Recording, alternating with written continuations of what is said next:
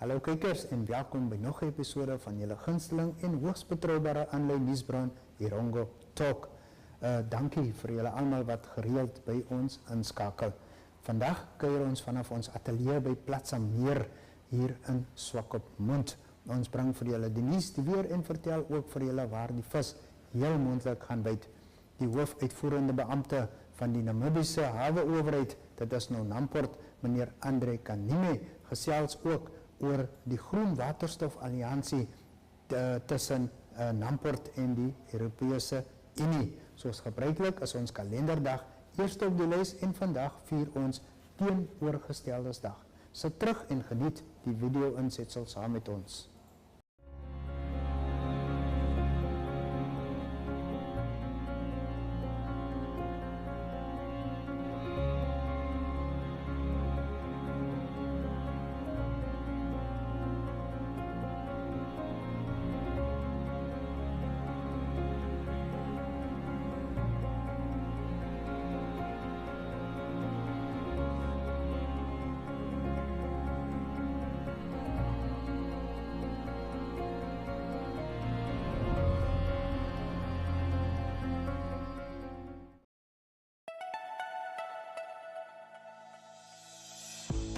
Erongo Talk brings you community news in the Erongo region.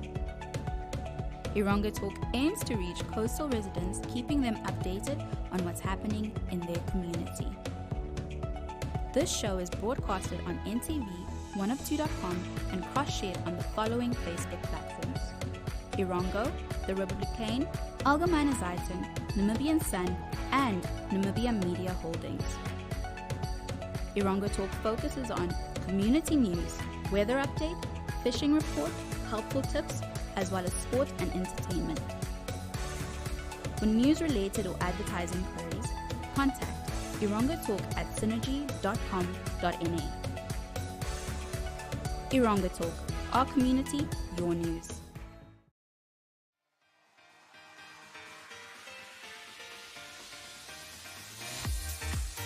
Flex is your health and fitness show that focuses on the health of the mind, body, and spirit. If you would like to feature your brand or campaign on this platform, contact zone@synergy.com.na.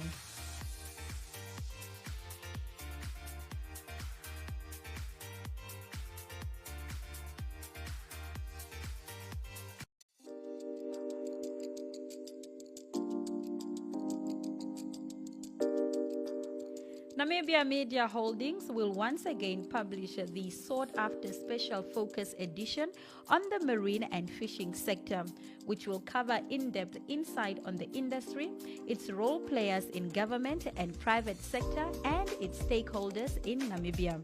The Marine and Fishing Focus will be published on Tuesday, the 22nd of February 2023 in the NMH daily publications, namely Republican, Namibian Sun, and Algemeine Zeitung. To find out more about the combined advertising packages, including print, social and digital media, as well as NTV, contact us at focuseditions@synergy.com.na.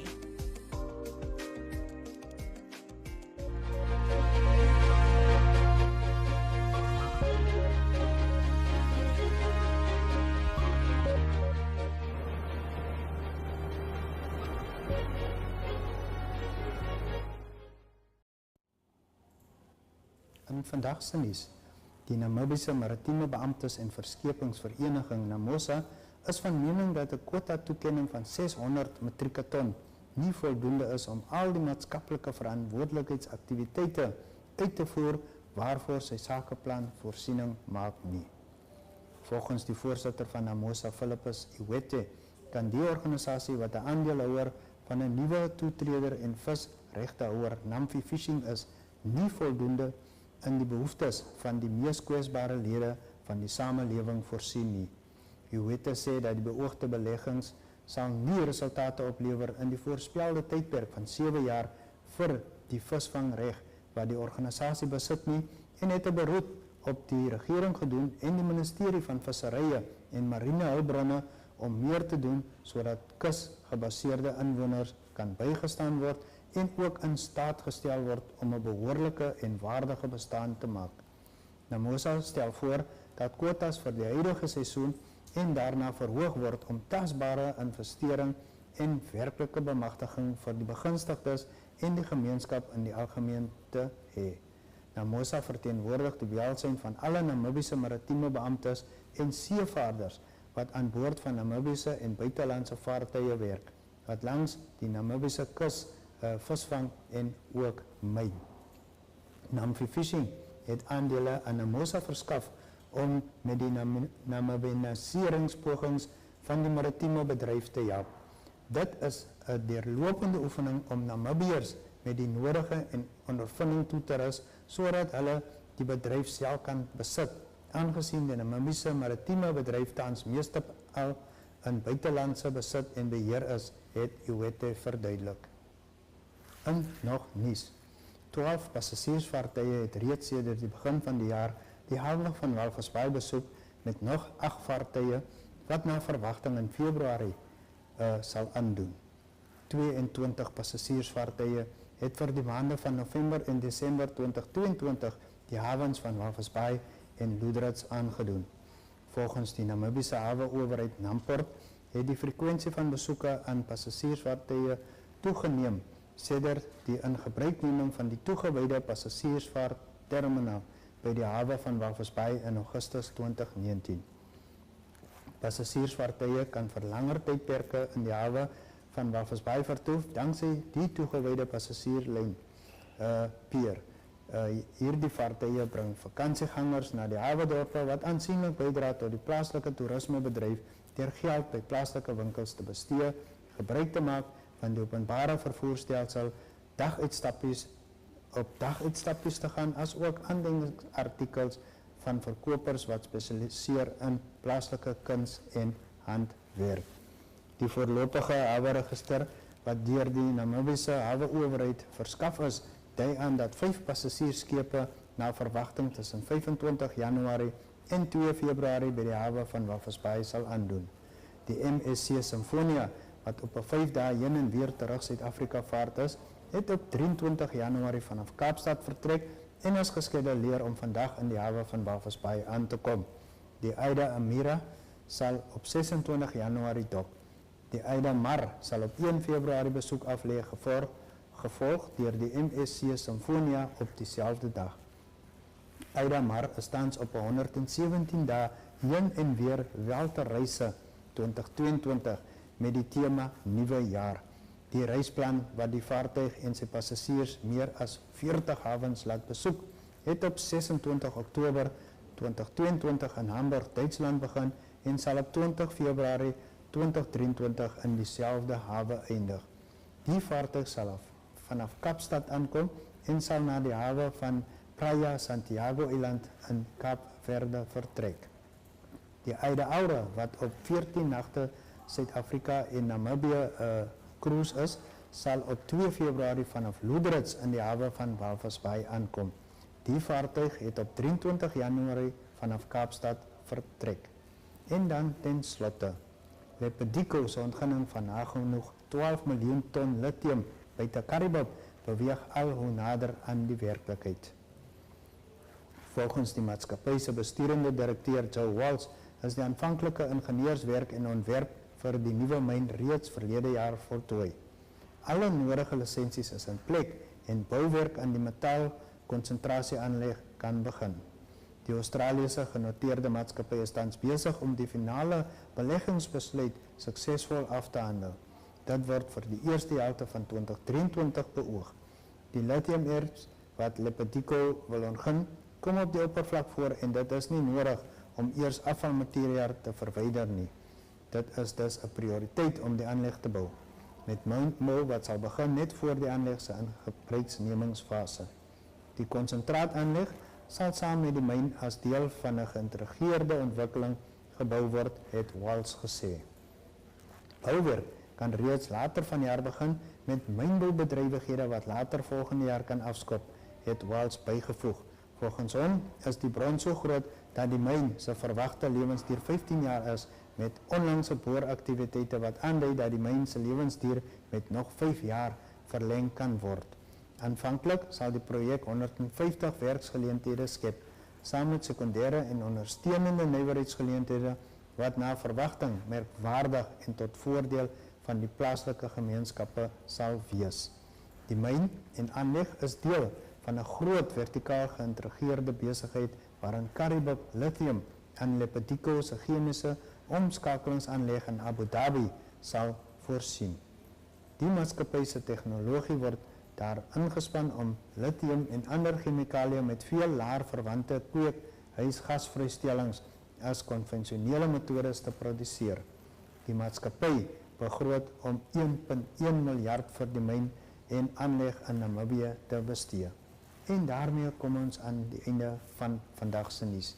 Julle kan gerus 'n draai op ons webwerf by www.erongo.com.na gaan maak vir meer stories uit die streek.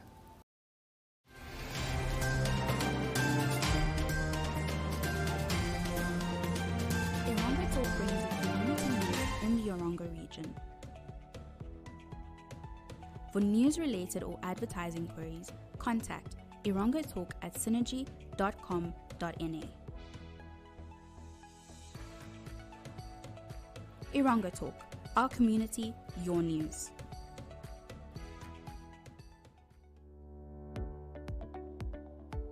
Tourismus Namibia is a weekly tourism show that brings you the latest news in the tourism industry and topics related to that. If you would like to feature your brand or campaign on this platform, contact tourismus@synergy.com.na for news and advertising related queries. Tourismus, bring the world to Namibia.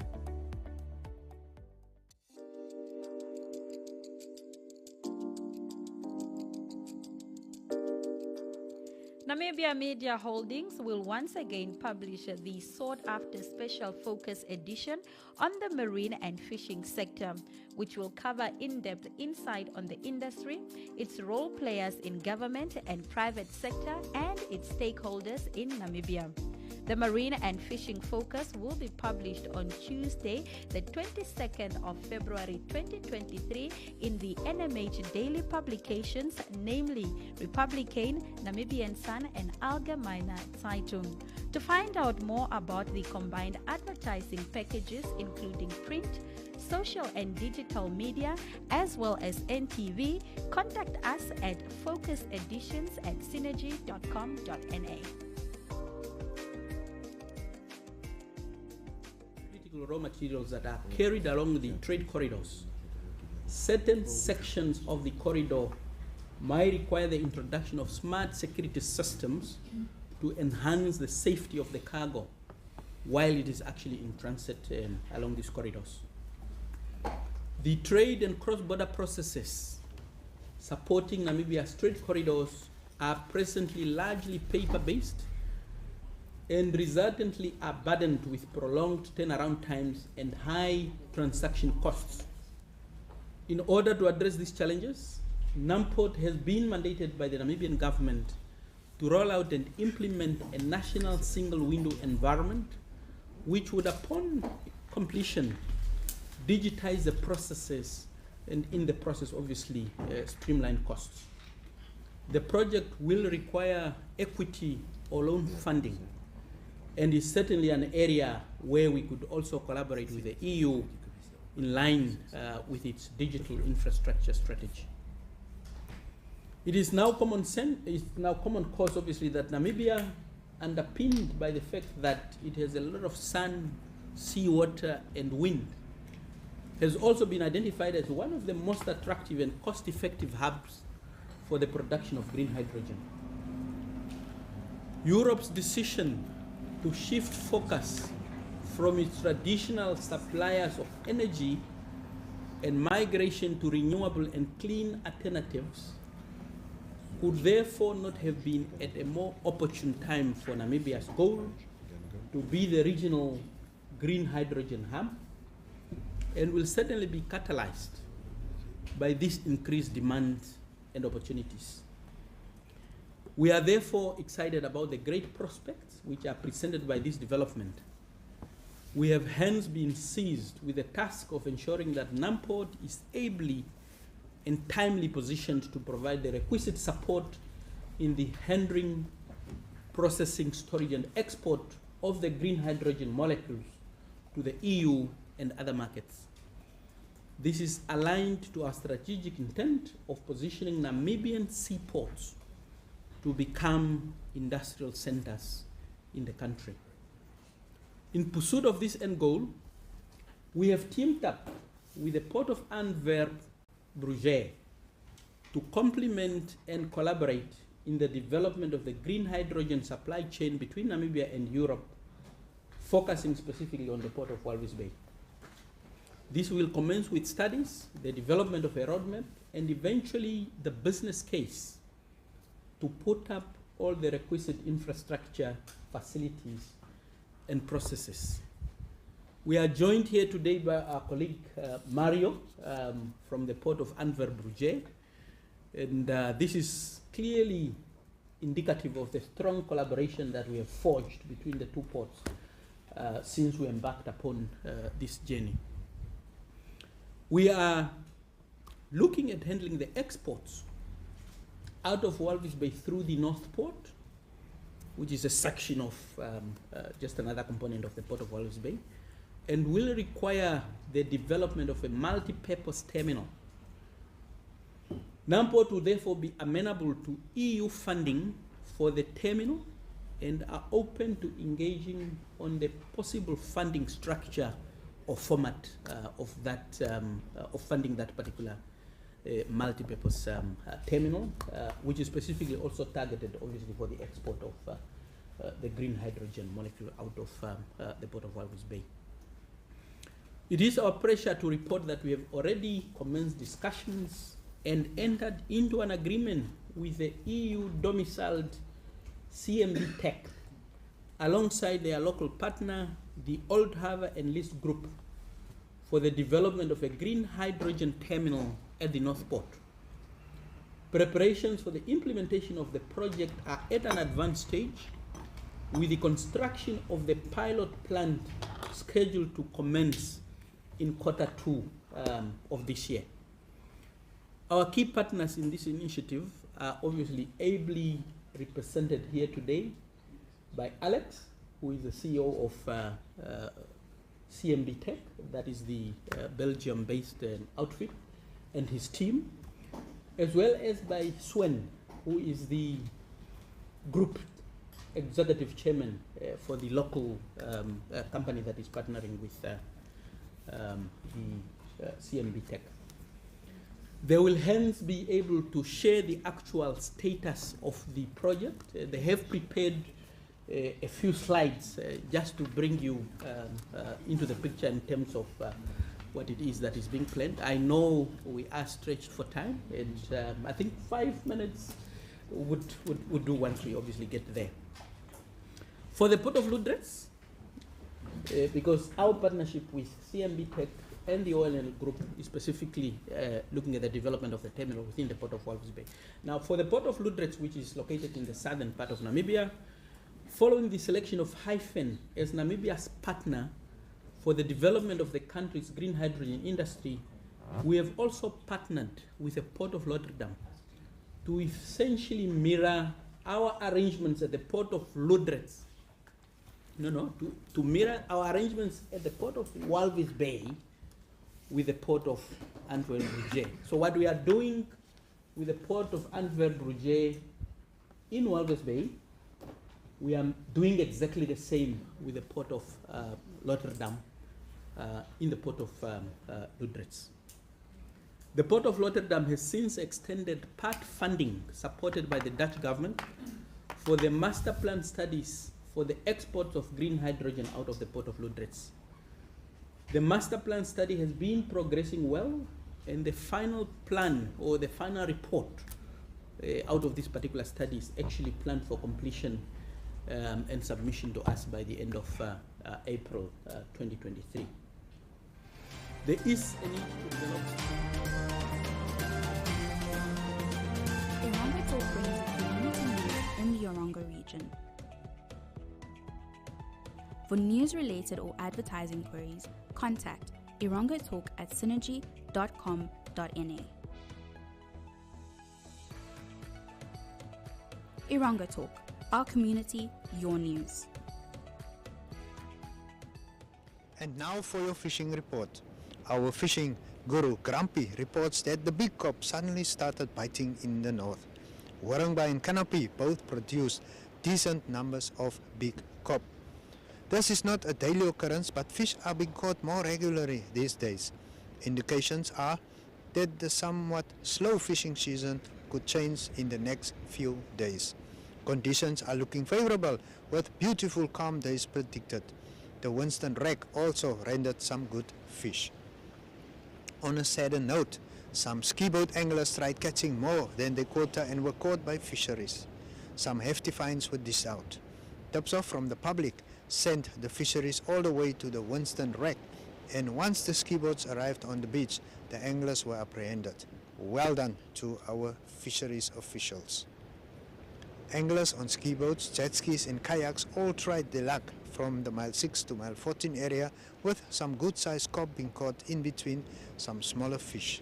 Garrick, shad and horse mackerel made up the rest of the catches. The snook have disappeared. Let's hope next season will be better and longer for fishermen targeting this delicious game fish. While fishing from a ski boat on Saturday, it was good to see large shoals of mullet in the deeper waters, reports Grumpy. These bait balls attract fish and in turn bigger fish too. One can do a lot with a mullet. It is probably the best bait to use alive.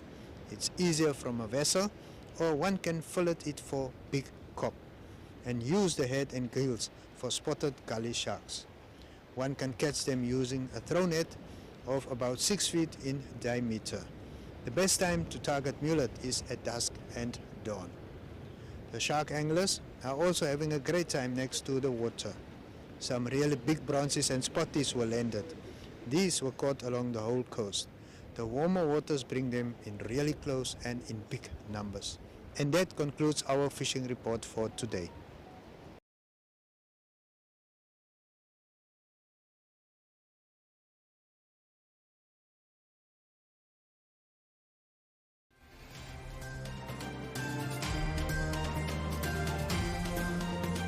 Erongo Talk brings you community news in the Erongo region.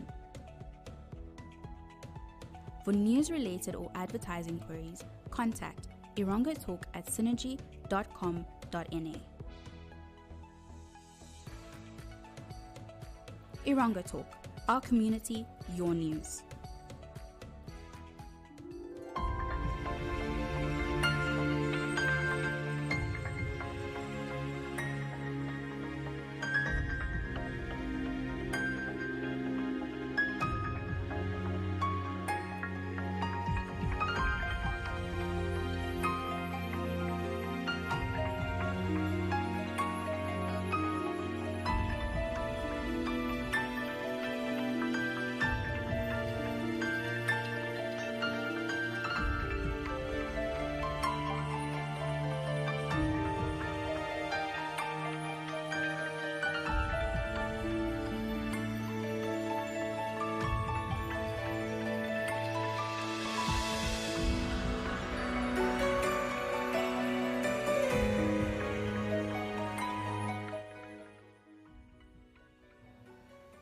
Kan julle dit glo? Dit het alweer tyd geword om te groet